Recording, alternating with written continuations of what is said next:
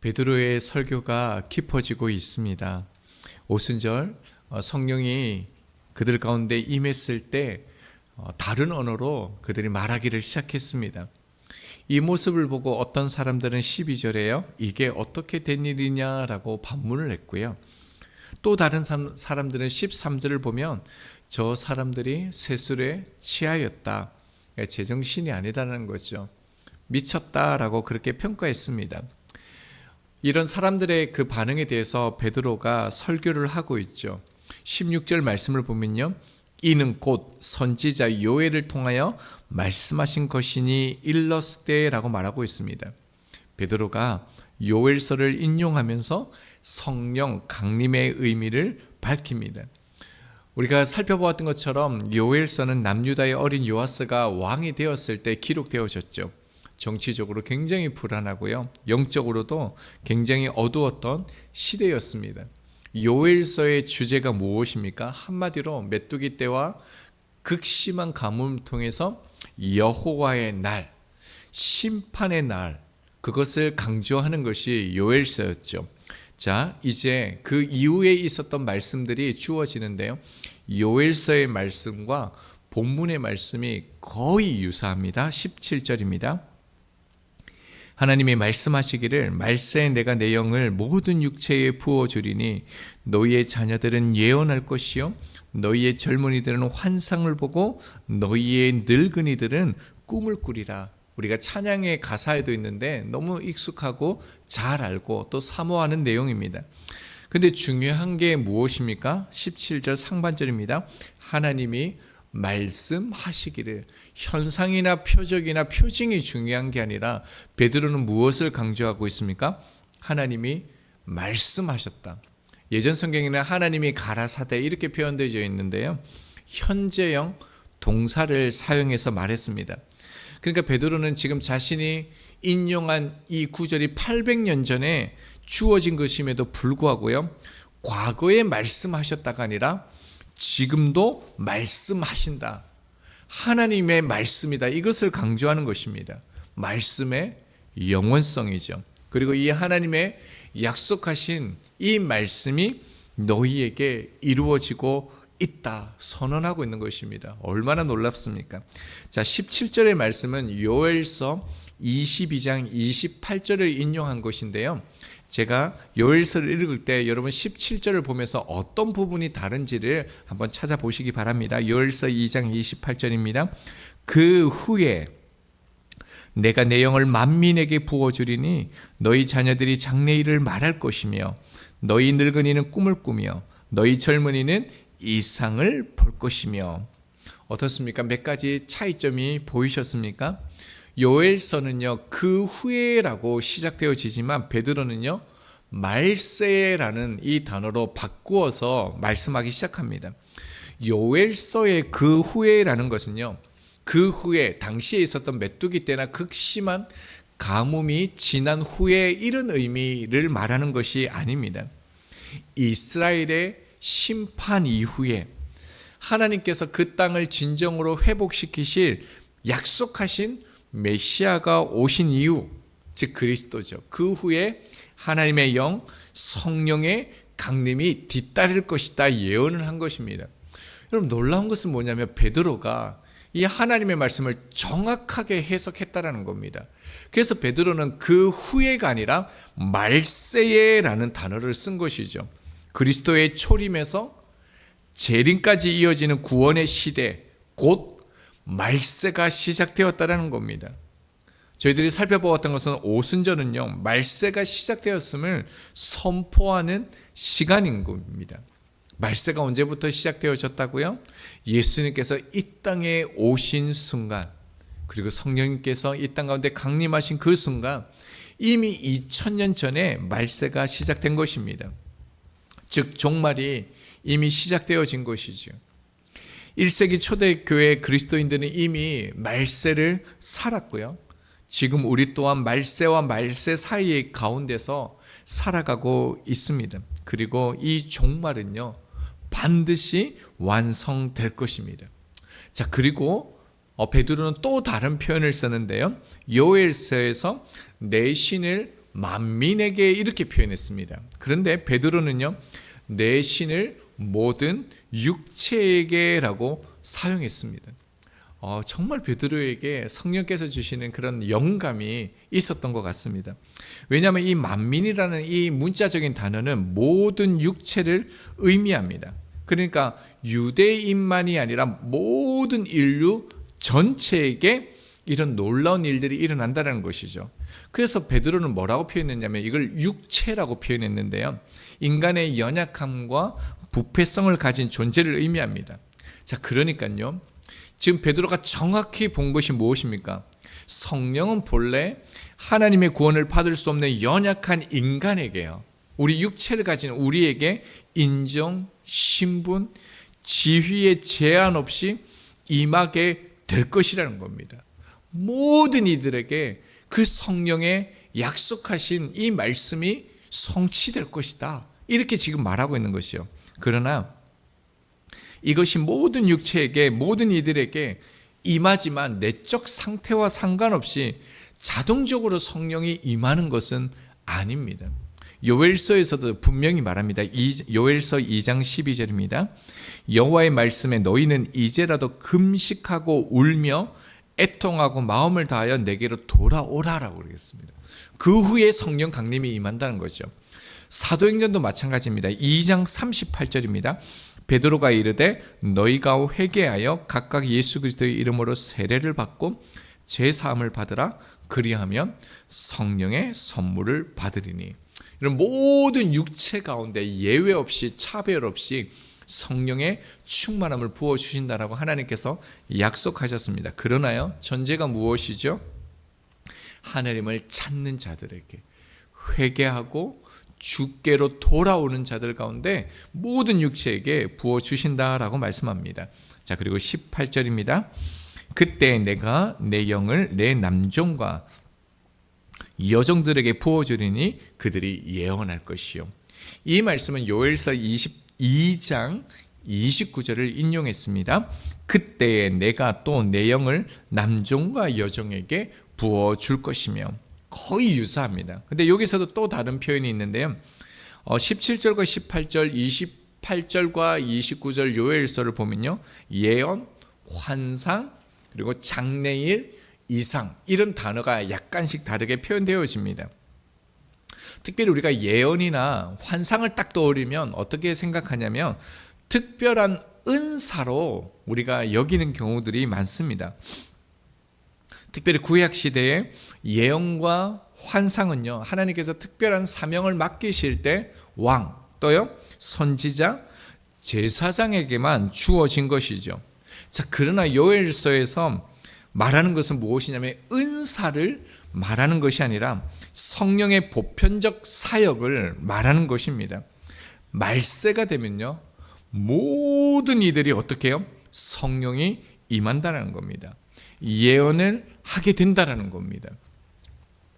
여러분, 그러므로 인해서 모든 육체가 어떻게 된다고요? 하나님을 알게 되어지고요, 하나님의 뜻을 깨닫게 되어지고요, 성령을 통해서 영적 교통이 일어나는 이런 놀라운 일들이 언제요? 말세 때에 성령 안에서 이루어질 것을 말하는 것이죠. 그래서 18절 다시 봅니다. 그때에 내가 내 영을 내 남종과 여종들에게 부어주리니 라고 말씀합니다. 여기서 부어주다라는 뜻이요, 비나 폭포가 한꺼번에 쏟아질 듯 넘칠 만큼 내려지는 이런 단어입니다. 그러니까 성령을 우리 가운데요, 주를 전심으로 찾고 회개하고 돌아오는 자들 가운데 이렇게 부어주신다는 겁니다. 나이와 어떤 지위나 그 모든 것들에 상관없이 하나님께서 부어주신다고 말씀하십니다. 그것을 우리가 보았죠. 3절 하반절입니다. 각 사람 위에 하나씩 임하여 있더니, 한 사람 한 사람에게 인격적으로 충만하게 채워지는 방식으로 임하였음을 우리가 보았습니다. 지금 베드로가 말하는 것이 무엇입니까? 지금 너희들이 보는 이 사건은 요엘 선지자의 말씀이 성취된 것이라는 겁니다. 메시아가 오셨다는 겁니다. 주님이 사역, 주님의 그 하나님의 사명이 완성되었다는 거죠. 그리고 이제 성령을 통해서 하나님의 뜻을 온 백성이 깨닫는 시간, 하나님과 영적 교통이 일어나는 그 시간이 일어났다라는 거죠. 그리고 완전한 성취는 이 예수 그리스도께서 다시 오시는 그 재림의 순간에 일어날 것이다. 이렇게 지금 선언하는 것입니다. 이 말씀이 참 중요한 것은 우리가 어떤 예언이나 환상을 받는 그런 비전을 받는 그런 것들이 아닙니다. 성령을 받은 사람에게는 모든 이들이 어떻게 되어진다고요? 예언할 것이요 라고 말합니다. 그래서 18절 하반절에도요, 그들이 예언할 것이요 라고 말하고 있습니다. 시제가 미래형 동사입니다. 여러분, 성령의 충만함을 받으면요, 성령이 임하실 때는요, 반드시요 어떻게 된다고요? 예언을 하게 되어진다는 겁니다. 여러분, 성령 받으셨습니까? 자, 그렇다면 예언하고 계십니까? 우리가 알아야 될 그 예언은요, 예언 중에 최고의 예언이 무엇입니까? 알지 못하는 것을 말하는 것입니까? 나타내야 될 것, 나타내어질 일들에 대해서 그 누구도 알지 못하는 것을 말하는 것이 예언입니까? 예언 중에 최고의 예언은요, 성경 자체입니다. 여러분, 이미 우리 가운데 완전한 예언, 가장 최고의 예언을 주셨습니다. 그것은 말씀이죠. 그러므로 믿는 자는요, 성령 안에 사는 자들은 세상의 가치나 방식에 이끌려 그것을 예언처럼, 말씀처럼, 하나님의 뜻인 것처럼 말하면 안 됩니다. 이 시대를 살아가면서 우리가 보는 것이 무엇입니까? 하나님의 말씀을 전한다고 하면서도요, 실제로 성경과 전혀 무관한 말을 하는 경우가 많습니다. 그뿐만 아니라 지도자들이요, 비인격적이고 비복음적인 내용을 전하는 경우가 적지 않습니다. 성령께서 주시는 예언은 언제나 하나님의 뜻과 성경의 진리를 드러내는 것이지, 사람의 감정이나 욕망을 그럴듯하게 포장하는 것이 아닙니다. 베드로는 사람들의 조롱 앞에서, 혼란 속에서 지체 없이요, 하나님의 말씀으로 대응했습니다. 베드로의 기준이 무엇입니까? 오직 말씀이었기 때문에 그렇습니다.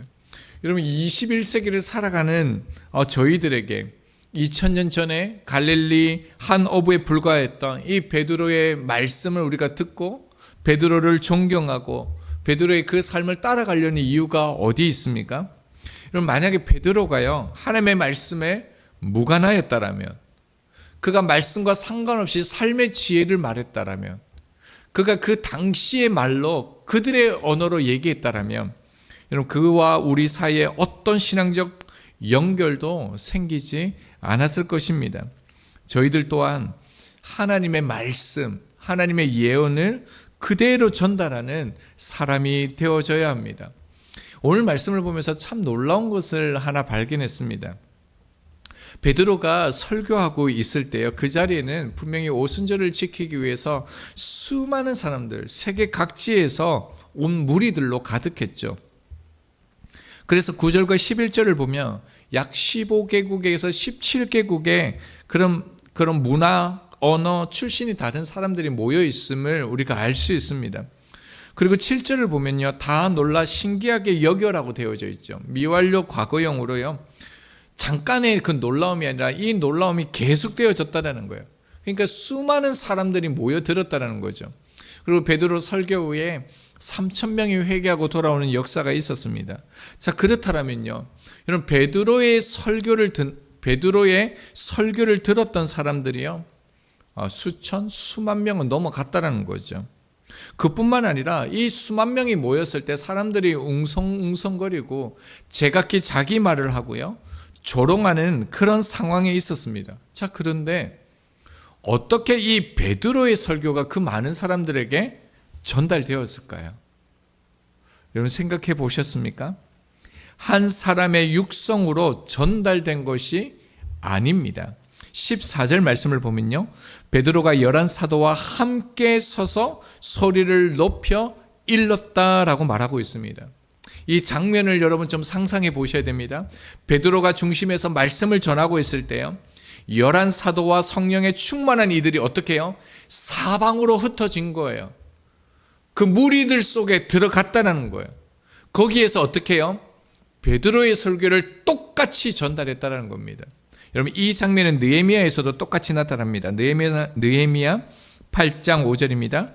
에스라가 모든 백성 위에 그들 목전에 책을 펴니 책을 펼 때에 모든 백성이 일어나리라. 헤아릴 수 없는 수많은 사람들이 일어났습니다. 그리고 느헤미야 8장 7절에 이렇게 말합니다.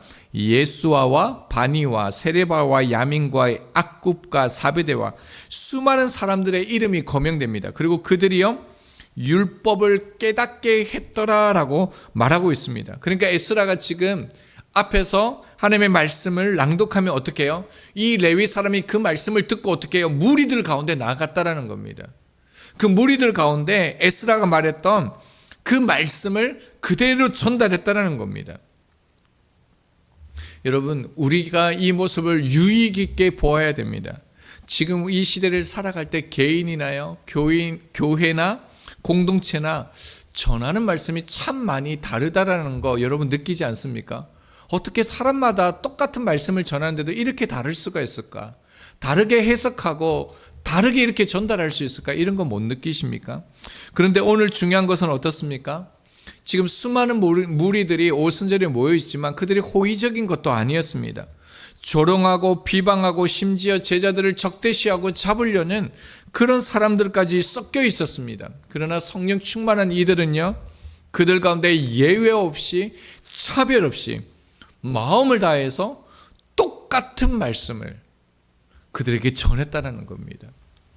베드로에게 주셨던 그 말씀 그대로 그들이요, 그들의 그곳으로 나아가서 전달했다는 겁니다. 그럼 어떻게 이런 일이 가능했을까요? 그들은 자신들이 예수님을 이용했고 배반했고 저주했음에도 불구하고 주님께서 그들의 발을 씻기시고 십자가에서 죽으심으로 자신들을 끝까지 사랑하셨다는 사실을 깊이 깨달았기 때문에 그렇습니다. 그래서 그들은 자신들을 향해서 호의적이하지 않는 그 사람들에게, 때는 그들이 미워할 수 있고 용서하지 못할 그런 사람들이 있음에도 불구하고 베드로가 주셨던 그 말씀 그대로 그들 가운데 온전히 전했던 것입니다. 여러분, 오늘 저희들에게 하나님께서 주시는 말씀이 무엇입니까? 오순절에 이들이 살았던 모습 그대로 우리가 살기를 원한다는 겁니다. 여러분, 하나님의 말씀이 있는 그대로 우리 가운데 예언으로 주어졌습니다. 우리는 또 오늘 개인과 또 가정과 또 사회와 어떤 무리 속으로 우리는 이 말씀을 들고 나아갈 것입니다. 받은 이 예언의 말씀을 저희들이 변질시키거나요, 희석시키지 않고요, 성령께서 주신 그 말씀 그대로 모든 사람들에게 차별 없이 전하고 전달할 수 있는 성령 안에 살아가는, 예언하는 저희들이 되기를 소망합니다. 주신 말씀 나의 말씀으로 읽고 기도하겠습니다. 17절 18절입니다.